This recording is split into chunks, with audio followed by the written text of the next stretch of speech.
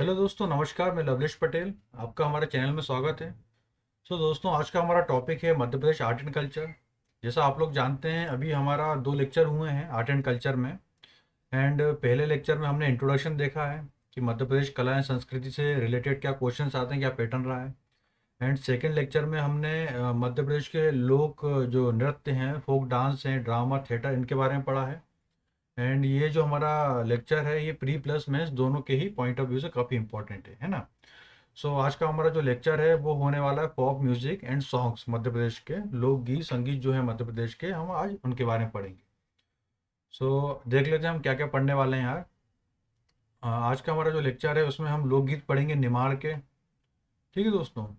इसके अलावा मालवा के पढ़ेंगे, बुंदेलखंड के लोकगीत पढ़ेंगे, एंड बघेलखंड के पढ़ेंगे। इसके अलावा जो और भी इम्पोर्टेंट लोकगीत हैं मध्य प्रदेश के, वो भी हम पढ़ने वाले। चलिए शुरू करते हैं इंट्रोडक्शन से।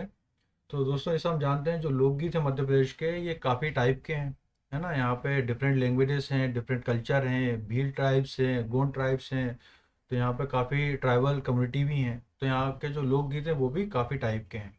इसके अलावा ये जो लोकगीत गाए जाते हैं, ये मेला हो गया, फेस्टिवल्स हो गए, या कोई रिचुअल्स हो गए, या घर घर में कोई धार्मिक आपका आयोजन है ना, संस्कार से हैं, तो उनमें ये गाने गाए जाते हैं। एंड ये वुमन और मेन सेंट्रिक दोनों ही होते हैं, है ना। एंड ये ग्रुप में भी गाए जाते हैं, सोलो भी गाए जाते हैं। इसके अलावा इसमें सभी टाइप की सिंगिंग स्टाइल इंक्लूड रहती हैं। जो मध्य प्रदेश के लोकगीत हैं उसमें काफ़ी टाइप की सिंगिंग स्टाइल है ना। दोस्तों, पहले हम नेवार रीजन के लोकगीत देख लेते हैं। नेवार रीजन में जो सबसे इम्पोर्टेंट लोकगीत है वो है फाग सॉन्ग। जो दोस्तों ये फाग सॉन्ग है, ये मेनली होली के टाइम पे गाया जाता है। एक सेकेंड। दोस्तों, जो ये फोक सॉन्ग है, ये मेनली होली के टाइम पे गाया जाता है। एंड इसमें जो थीम होती है वो कृष्णा और राधा जी से रिलेटेड होती है। इनसे जुड़े हुए सॉन्ग गाए जाते हैं। एंड इसमें मेन जो पुरुष हैं वो गाना गाते हैं। और इसमें एक ढाप करके एक इंस्ट्रूमेंट होता है म्यूजिकल, जिसको ढपली भी बोलते हैं, इंग्लिश में ड्रम बोलते हैं जिसको। वो प्ले करते हुए ये फाग सॉन्ग गाए जाते हैं। इन सॉन्ग्स में काफ़ी ह्यूमर होता है और फ्लर्टिंग होता है। जो पुरुष गाना गाते हैं फोक फाक सॉन्ग, उसमें ह्यूमर होता है, फ्लर्टिंग होता है।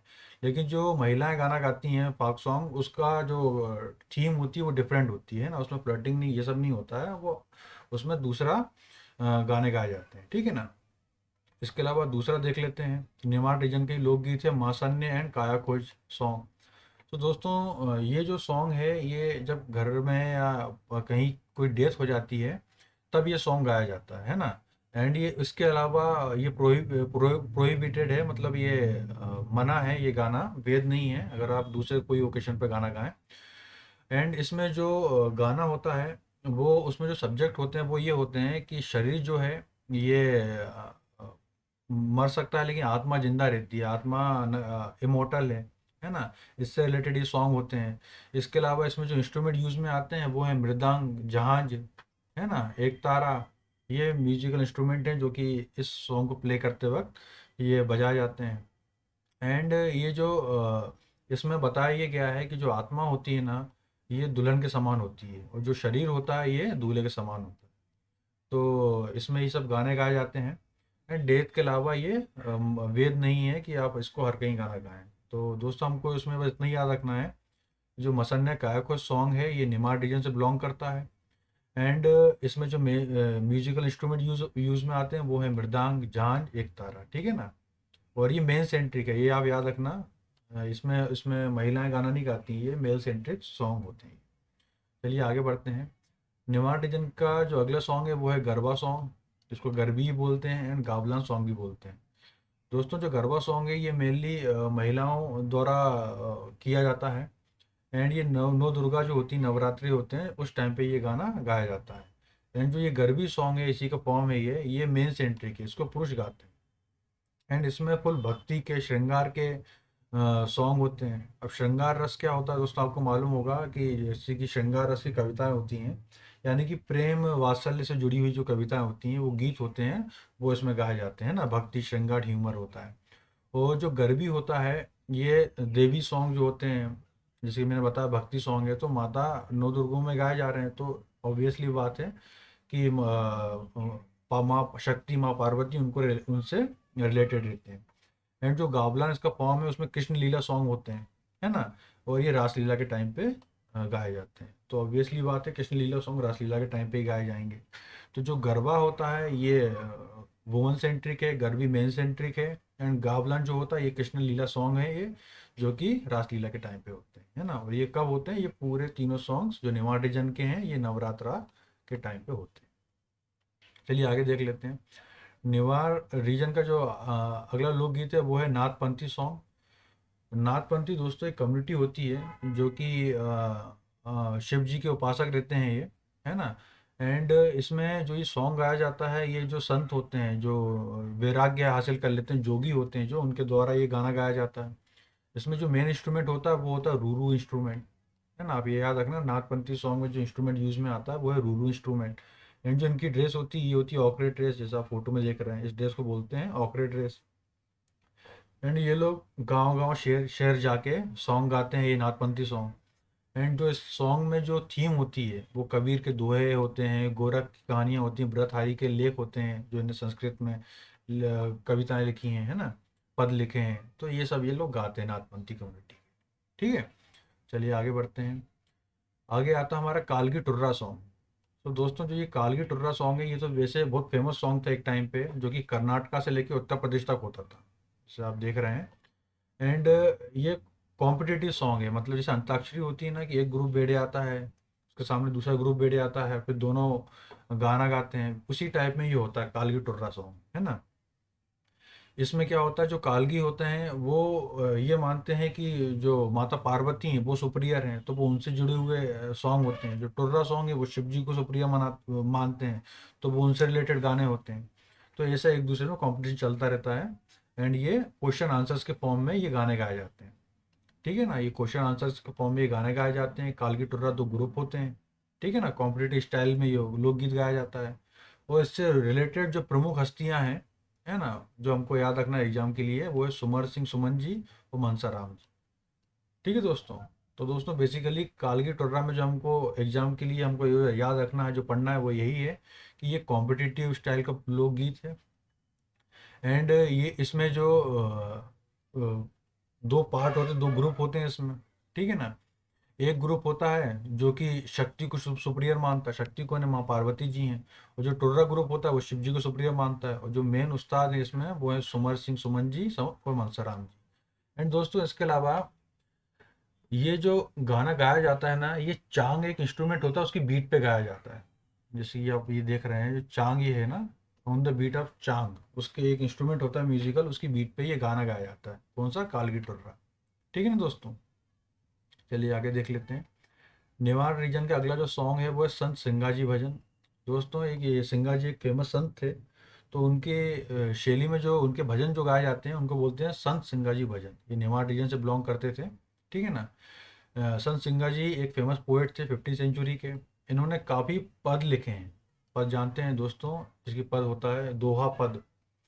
दोहा होता 2 लाइन का, एक श्लोक टाइप का हो गया वो दोहा हो गया, उसका डिस्क्रिप्शन जो होता है उसको बोलते हैं पद। तो इन्होंने काफ़ी पद लिखे हैं, है ना।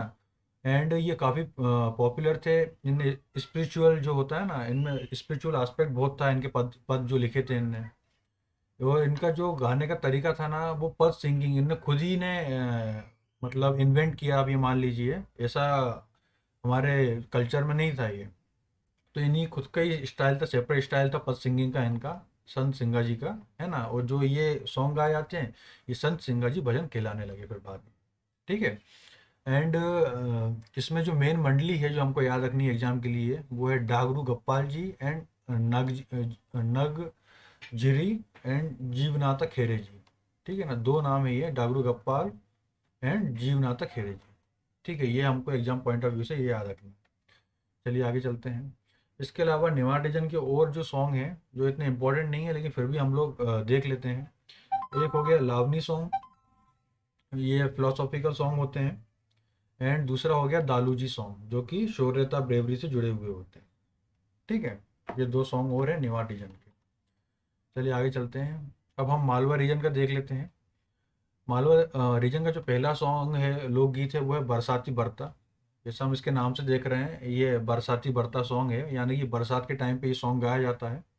एंड ये जब बारिश होती तब ये गाना होता है और होल नाइट पूरी रात भर चलता है। ठीक है ना। इसमें जो थीम होती है वो रिच मालवी नेचर हो गया, ज़मीन हो गया, वहाँ का कल्चर हो गया, उससे रिलेटेड ये थीम होती है इन सॉन्ग्स में। एंड ये काफ़ी मेलोडी सॉन्ग होते हैं, ठीक है ना। इसमें मौसमी कहानियाँ होती हैं, सीजनल टेल्स होते हैं। एंड इसमें जो स्टाइल है, इस गाने को गाने का जो तरीका है, जो स्टाइल है, वो चंपू पोइट्री जैसी है। चंपू पोइट्री क्या होती है? चंपू पोइट्री वो होती है जहाँ पे प्रोज एंड वर्स दोनों ही यूज़ में आए। यानी कि अब वर्स जो होता है वो उसको बोलते हैं श्लोक। श्लोक बोल दीजिए, जैसे आप कोई भी धार्मिक स्क्रिप्चर देखेंगे तो इंग्लिश में अगर उसको पढ़ेंगे तो वर्स 2.1 में ये दिया हुआ है ना। तो श्लोक मान लीजिए आप, तो श्लोक और उनके अर्थ के फॉर्म में ये गाने गाए जाते हैं। मतलब इसमें अकेले श्लोक नहीं होते, उनका अर्थ भी होता है, श्लोक भी होता है, ऐसे करके ये गाने गाए जाते हैं। ये चंपू पोइट्री कहलाती है ना। एंड 12 मासा सॉन्ग, 12 मंथ सॉन्ग जो होते हैं वो भी इसमें गाए जाते हैं, ठीक है ना, ड्यूरिंग रेंज बरसात के टाइम पे मालवा रीजन में। तो दोस्तों बेसिकली हमको जो याद रखना वो यही है कि मालवा रीजन का सॉन्ग है बरसाती बरता सॉन्ग। इसमें जो है मेलोडी, इसका जो थीम होती है वो मेलोडी सॉन्ग की होती है ना। इसमें मालवी नेचर लैंड कल्चर के बारे में होता है। और इसमें जो है सीजनल टेल्स होती है, इसमें कहानियाँ के फॉर्म में होता है ना। रोज यानी कहानियाँ वर्सन श्लोक, इसके फॉर्म में ये सॉन्ग गाया जाता है। बस इतना हमको ये याद रखना है। आगे देख लेते हैं, मालवा रीजन का अगला सॉन्ग जो है वो है हीट सॉन्ग। दोस्तों जो हीट सॉन्ग है ये सावन के महीने में गाया जाता है, जैसे आप देख रहे हैं। एंड ये जो खाली गार्डन हो गया, एक ओपन स्पेस हो गया, जो एरिया होते हैं गाँव में, जैसे कि छोटे छोटे मंदिर रहते हैं, खाली एरिया रहता है, वहाँ पे ये गाना गाया जाता है। एंड इसमें ये जो गाना गाया जाता है ये काफ़ी ऊंची आवाज़ में गाना गाया जाता है ना। और ये रिप्रेजेंट करता है, रिलेटेड रहता है फार्मिंग कल्चर से, जो खेती होती है ना उससे रिलेटेड इसमें थीम होती है। एंड ये सावन के महीने में गाया जाता है। सो बेसिकली यही है, हीट सॉन्ग जो है ये मालवा रीजन से बिलोंग करता है, जो कि सावन के महीने में गाया जाता है। एंड ये फार्मिंग कल्चर से रिलेटेड इसमें गाने गाए जाते हैं। चलिए आगे देखते हैं।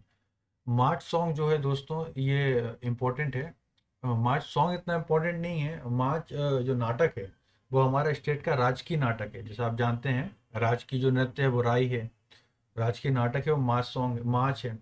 तो दोस्तों इस नाटक के दौरान जो गाने गाए जाते हैं उनको मार्च सॉन्ग कहा जाता है ना।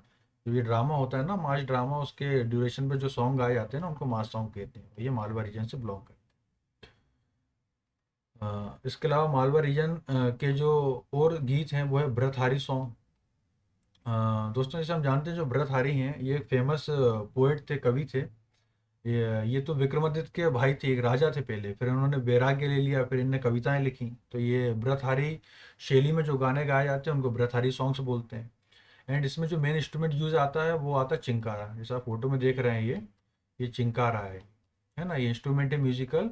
इसको ये बना रहता कोकोनट, नारियल, बम्बू, बांस और घोड़े के बाल, हॉर्स हेयर से ये बना रहता है इंस्ट्रूमेंट। इसको लेके इसकी बीट्स पे ये सॉन्ग गाया जाता है।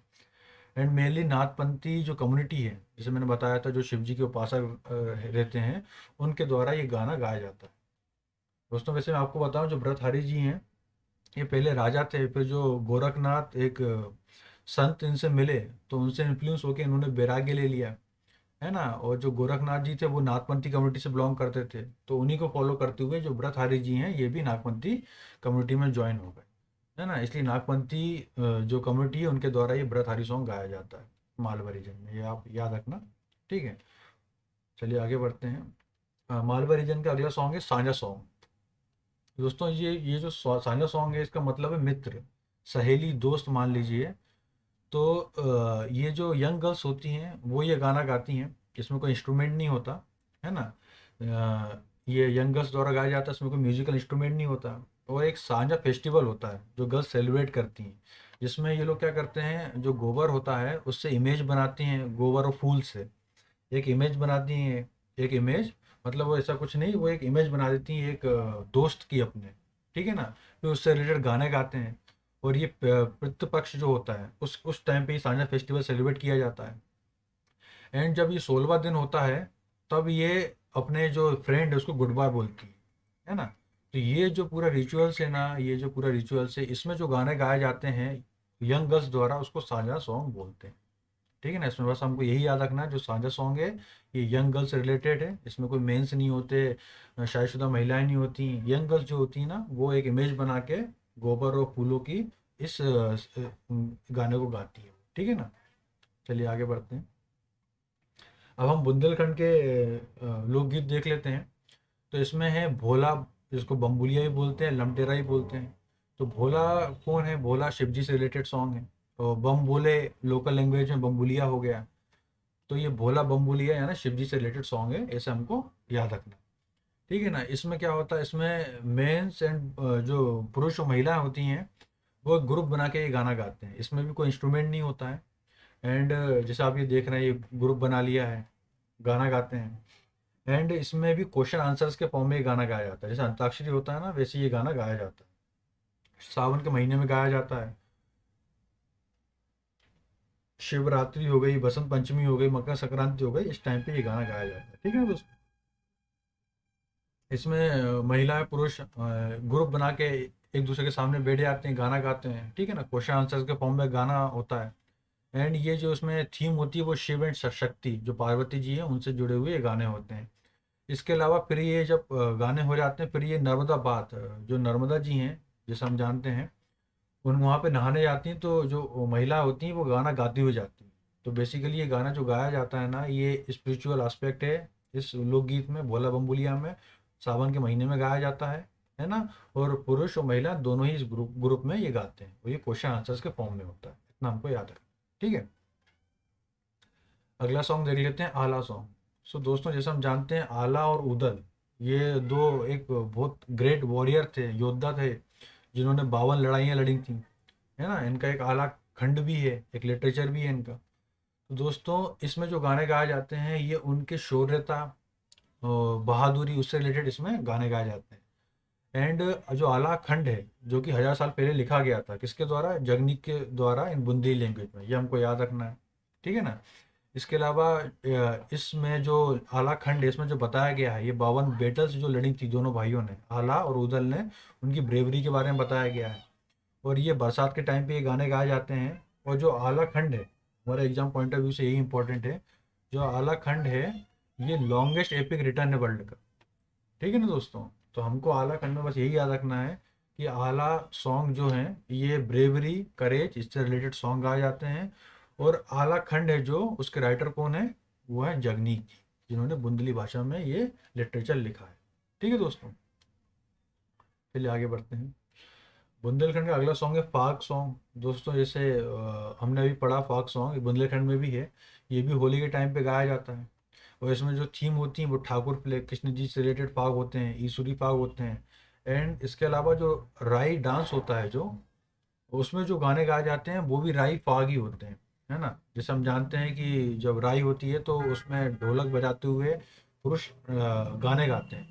तो राई होते टाइम भी फाग गाया जाता है। तो राई फाग भी इसमें थीम होता है। इसमें कोई स्पिरिचुअल एस्पेक्ट नहीं होता, इसमें कुछ भी ह्यूमर और लाइफ सेटायर होते हैं, है ना, राई फाग में। चलिए आगे देख लेते हैं।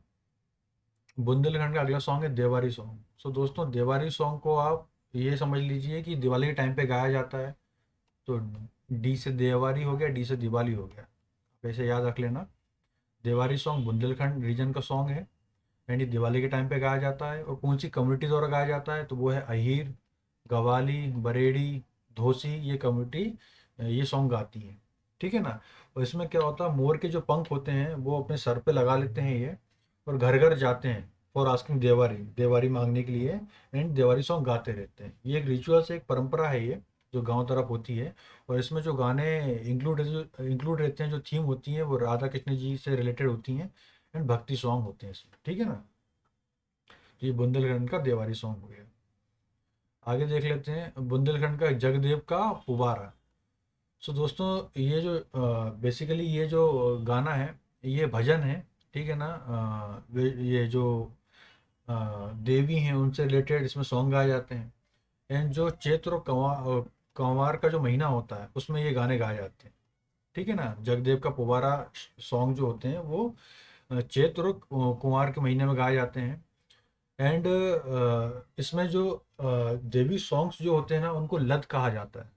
LED, लद, देवी सॉन्ग्स को कहा जाता है। तो हमको बेसिकली दोस्तों इसमें बस यही याद रखना है, बुंदेलखंड रीजन से जगदेव का पुहारा सॉन्ग बिलोंग करता है। एंड इसमें जो गाने, जो थीम्स होती हैं, वो देवी वर्शिप, देवी आराधना से रिलेटेड इसमें गाने गाए जाते हैं। और चैत्र और कंवार के महीने में ये सॉन्ग गाए जाते हैं। ठीक है ना। चलिए आगे देख लेते हैं। बाई रेता सॉन्ग, ये भी बुंदेलखंड के हैं। एंड ये जो सॉन्ग होता है इसमें कहानियाँ के फॉर्म में ये गाना गाया जाता है। जो इसका सिंगिंग स्टाइल होता है वो कहानियों के फॉर्म में होता है। इसमें महाभारत के और जो हिस्टोरिकल कैरेक्टर होते हैं, जो हीरोज रहे हैं हमारे देश के, उनसे जुड़ी हुई कहानियाँ रहती है, वो गाने के फॉर्म में गाई जाती है ना। और इसमें जो गाना गाते हैं, इसमें एक सिंगर होता है मेन, और उसके साथ में कंपनी देने वाले और भी सिंगर्स होते हैं। जैसे कि एक ने गाना गाया फिर रिपीट होता है ना, जैसे कुछ गाने होते हैं फिर बैकग्राउंड जो सिंगर्स होते हैं वो फिर उसको रिपीट करते हैं, तो उस टाइप को शैली में ये गाना गाया जाता है, बेराता सॉन्ग। ठीक है ना दोस्तों। चलिए आगे देख लेते हैं। इसके अलावा बुंदेलखंड के जो दूसरे सॉन्ग हैं जो इतने इंपॉर्टेंट नहीं है लेकिन फिर भी हम लोग देख लेते हैं, वो है सेरा सॉन्ग, राहो, यलगाय, गोटे, बिलबाती। ये कुछ और सॉन्ग है बुंदेलखंड रीजन। ठीक है ना। तो अगर एग्जाम पॉइंट ऑफ व्यू से हम देखें तो अगर ये क्वेश्चन आ गया सेरा सॉन्ग किस रीजन से बिलोंग करता है, तो आपको याद होना चाहिए ये बुंदेलखंड रीजन से बिलोंग करता है। ठीक है। चलिए आगे देख लेते हैं। सो दोस्तों, ये बघेलखंड के लोकगीत है ना। ये बुंदेलखंड के लोकगीत नहीं, बुंदेलखंड के यहाँ पे खत्म हो गए। अब ये बघेलखंड के लोकगीत हैं, तो इसमें हम देख लेते हैं विदेशिया सॉन्ग हो गया जो बघेलखंड का है। ये मेनली जो गडरिया कम्युनिटी होती है, तेली कम्युनिटी होती है, कोटवार कम्युनिटी होती है, उनके द्वारा ये गाने गाए जाते हैं। ये खाली जगह जो होती है, जंगल होते हैं जहाँ पे कोई नहीं होता, शांत एरिया होता है, वहाँ पे ये गाने गाए जाते हैं।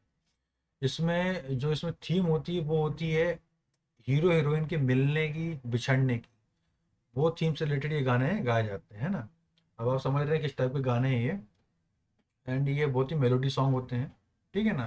तो ये बेदसिया सॉन्ग जो है ये बघेलखंड रीजन से बिलोंग करते हैं। गडरिया तेली कोटवर कम्युनिटी इन सॉन्ग को गाती है।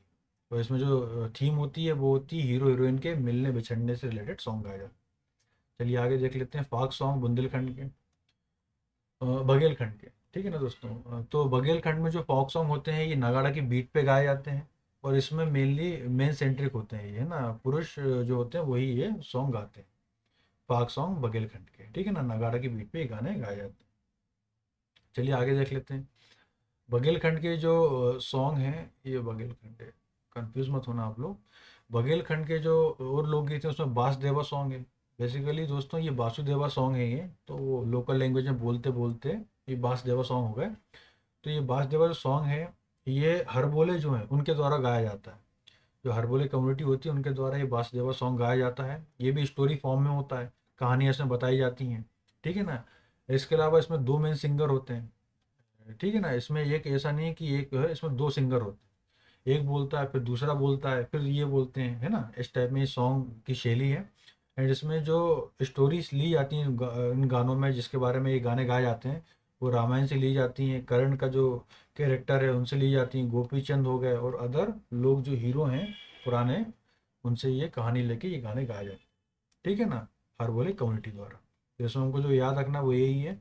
एंड ये इंपॉर्टेंट भी है, क्वेश्चन में आ रहा है हर बोले कम्युनिटी कौन से सॉन्ग गाती है, तो हमको पता होना चाहिए बास देवा सॉन्ग, है ना, जो कि बघेलखंड रीजन से बिलोंग करते हैं। चलिए आगे देख लेते हैं। बिरहा सॉन्ग। तो दोस्तों ये जो बिरहा सॉन्ग होते हैं ये आप समझ जाइए। बिरहा ये मतलब श्रृंगार रस से रिलेटेड है ये सॉन्ग। श्रृंगार रस यानी कि प्रेम हो गया, खूबसूरती हो गई, है ना, मिलना बिछड़ना हो गया, इस टाइप से रिलेटेड ये सॉन्ग होते हैं। ये भी खाली और उस जगह पे गाए जाते हैं। एंड क्वेश्चन आंसर्स के फॉर्म में ये भी बिरहा सॉन्ग गाए जाते हैं और दे आर बेस्ड ऑन श्रृंगार रस, है ना। तो बिरहा का मतलब ये होता है अकेलापन, मतलब बिछड़ना। तो आप समझ जाइए, याद रखने के लिए बिरहा सॉन्ग जो है ये बघेलखंड रीजन के हैं, क्वेश्चन आंसर्स के फॉर्म में होते हैं, है ना, और श्रृंगार रस से रिलेटेड इनके थीम होती है। चलिए आगे देख लेते हैं। दोस्तों वो हमारे कंप्लीट रीजन हो गए हैं। हमने निमाड़ रीजन, मालवा रीजन, बुंदेलखंड, बघेलखंड, चारों रीजन के हमने लोकगीत देख लिए हैं। अब इसके अलावा जो क्षेत्रीय लोकगीत हैं जो कि छत्तीसगढ़ बॉर्डर्स पे हो गया या किसी रीजन में हो गया वहाँ पे जो चल फेमस है, अब उनके बारे में देख लेते हैं। तो एक ये सॉन्ग है बांस सॉन्ग। बांस यानी कि बम्बू, उससे रिलेटेड जो उसका इंस्ट्रूमेंट बांस से जो बनता है उसको पकड़ के जो गाने गाए जाते हैं उसको बांस सॉन्ग बोलते हैं। ये मेनली सीजी से बिलोंग करता है लेकिन मध्य प्रदेश के कुछ पार्ट्स में ये सॉन्ग गाया जाता है। ठीक है। इसमें भी स्टोरी फॉर्म में रहता है, ये कहानियों के फॉर्म में गाने गाए जाते हैं। इसमें जो इंस्ट्रूमेंट बनता है वो बम्बू या बांस से बनता है, इसलिए ऑब्वियसली इसका नाम बांस सॉन्ग है। एंड ये छत्तीसगढ़ में मेनली रूट कास्ट जो होती है उनके द्वारा ही गाया जाता है। ठीक है, आगे देख लेते हैं। दादरिया सॉन्ग, ये भी छत्तीसगढ़ से बिलोंग करता है। एंड इसमें पद प्रोस जो होते हैं, यानी कि जैसे हम जानते हैं दोहा होता है उसका पद यानी डिस्क्रिप्शन, उनको मिला के, है ना, ये सॉन्ग गाया जाता है। एंड ये भी क्वेश्चन आंसर के फॉर्म में होता है। एंड जो बेगा कम्युनिटी है उनके द्वारा मेनली ये गाना गाया जाता है। Baiga man and woman are expert in singing Dadre song, ठीक है ना।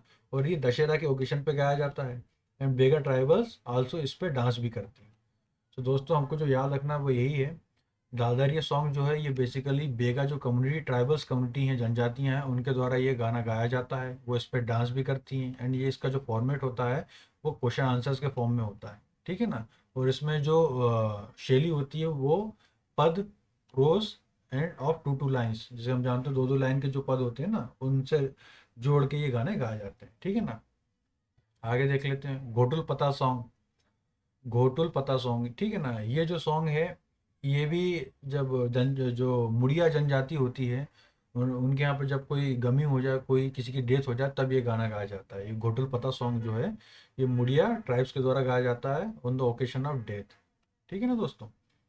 और जो बुजुर्ग होते हैं घर के वही ये गाना गाते हैं, है ना। मेनी मेनली और older person Singh these songs, ठीक है। इसके अलावा जो और अदर लोकगीत हैं वो है ढोलू मारू सॉन्ग। तो दोस्तों जैसे फोटो में देख रहे हैं ये हो गए ढोलू, ये हो गए मारू, या तो ये होंगे ढोलू या ये तो होंगे मारू, यानी कि लव स्टोरी बेसिक ये गाने होते हैं। ये जैसे लैला मजनू होगा वैसे ढोला मारू भी फेमस है, ठीक है ना। तो ये नॉर्थ इंडिया में काफ़ी फेमस है और बेसिकली ये राजस्थान से बिलोंग करती है। ये पूरी कहानी है जो इनकी लव स्टोरी है ये राजस्थान की है, लेकिन राजस्थान से जुड़े हुए जो एरियाज हैं, ठीक है, उसमें मालवा आ जाता है, निमाड़ आ जाता है, बुंदेलखंड आ जाता है, वहाँ भी ये गाने गाए जाते हैं, इनकी कहानी है, ठीक है ना। तो दोस्तों इसमें बेसिकली यही याद रखना है, ढोला मारू सॉन्ग जो है ये लव स्टोरी है ढोला और मारू की, और कहानियों के फॉर्म में ये गाने गाए जाते हैं, ठीक है। आगे देख लेते हैं। अब आ जाता है लोरिक चंदा चांदनी सॉन्ग, ठीक है। ये भी बेसिकली छत्तीसगढ़ सीजे से बिलोंग करता है। तो ये भी लव स्टोरी है। लोरिक थे, अब इनमें लोरिक कौन था, पुरुष थी कि महिला थी मेरे को तो इतना नहीं मालूम। तो लोरिक चंदा ये पुरुष ही होंगे ऑब्वियसली। तो इनकी लव स्टोरी से रिलेटेड जो सॉन्ग होते हैं नॉर्थ इंडिया में ये भी काफ़ी पॉपुलर है। एंड जो इसमें मेन सिंगर है जो हमको याद रखना है वो है चिंता दास जी। हमको इनकी लव स्टोरी से मतलब नहीं है, हमको तो अपना एग्जाम निकालना है, तो उस हिसाब से आप बस इतना याद रखिए। लोरिक चंदा है वो सीजे से बिलोंग करता है। एंड जो इनसे रिलेटेड प्रमुख हस्तियां हैं वो है चिंता दास जी, ठीक है ना। कहानियों के फॉर्म में ये गाना गाया जाता है। तो दोस्तों ये हमारा आज का लोकगीत है जो मध्य प्रदेश के वो कंप्लीट होता है। एंड अब हम इसका एक बार पूरी वापस रिवीजन कर लेते हैं, ठीक है। तो जो फाग सॉन्ग है जो हमने सबसे पहले पढ़ा था ये निमाड़ रीजन से बिलोंग करता है, जो कि होली के ओकेशन पे गाया जाता है। इसके अलावा मासान्या काया खोज, ये नाम ही इतना यूनिक है इसका, तो आप समझ जाइए ये कोई इतना डेथ जब होती किसी की, सैड सॉन्ग है ये, जब कोई गमी होती है तब ये गाना गाया जाता है। ये भी निमाड़ रीजन से बिलोंग करता है। गरबा गरबी सॉन्ग है ये भी निमाड़ रीजन से बिलोंग करता है, नवरात्रों के टाइम पे होता है। एंड गरबा जो होता है ये महिलाओं में महिलाएं गाती हैं, और गरबी है जो पुरुष गाते हैं, कॉम्पिटिटिव स्टाइल में होता है। और गावलान स्टाइल जो है ये रासलीला का फॉर्म है, ठीक है ना दोस्तों, अभी हमने पढ़ा था। इसके अलावा जो नाथपंथी सॉन्ग है ये भी निमाड़ रीजन का है। इसमें कबीर, गोरख, भरत, हरि की जो कहानियाँ हैं, जो उनकी कवि लेख हैं, उनसे रिलेटेड ये सॉन्ग होता है नाथपंथी कम्युनिटी द्वारा, है ना। योगी संत हमने पढ़ा था वो गाना ये गाते हैं। कालगी टुर्रा है ये दो ग्रुप होते हैं, है ना। और अंताक्षरी टाइप में ये गाने गाए जाते हैं। ये निमाड़ रीजन से बिलोंग करते हैं। शिव पार्वती से रिलेटेड कौन सो प्रियर है, दो ग्रुप बना के, है ना। इसके अलावा संत सिंगाजी भजन है, ये फेमस पोएट थे 15वीं सेंचुरी के, ये स्पिरिचुअल सॉन्ग गाते हैं, है ना। तो ये भी निमाड़ रीजन से बिलोंग करता है। फिर लावनी हो गया, ये फिलोसॉफिक सॉन्ग होते हैं, ठीक है ना, ये निमाड़ रीजन से बिलोंग करता है। फिर उसके अलावा हो गया दालू जी, ये भी निमाड़ रीजन से बिलोंग करता है। ब्रेवरी और इनसे रिलेटेड इसमें सॉन्ग होते हैं। अब आ जाते हैं हम लोग मालवा रीजन के, तो बरसाती बरता, बरसात जब होती है तो रात भर ये गाने गाए जाते हैं, है ना, रेनी सीजन के टाइम पे। मालवा रीजन से बिलोंग करता है। हीट सॉन्ग्स होगा ये भी मालवा रीजन से बिलोंग करते हैं, सावन महीने में गाए जाते हैं अहिर कम्युनिटी द्वारा, ठीक है। इसके अलावा मास सॉन्ग हो गया, जो मास ड्रामा होता है, मास ड्रामा होता है उसके टाइम पे जो गाने गाए जाते हैं वो मास सॉन्ग कहलाते हैं, है ना, ड्यूरिंग मास प्ले। इसके अलावा भरतहारी जो कि एक फेमस पोएट थे, है ना, उनकी शैली में जो गाने गाए जाते हैं नागपंथी कम्युनिटी द्वारा, और चिंकारा इंस्ट्रूमेंट होता है, है ना, ये भी मालवा रीजन का है। चिंकारा इंस्ट्रूमेंट किन चीज़ों का बना है?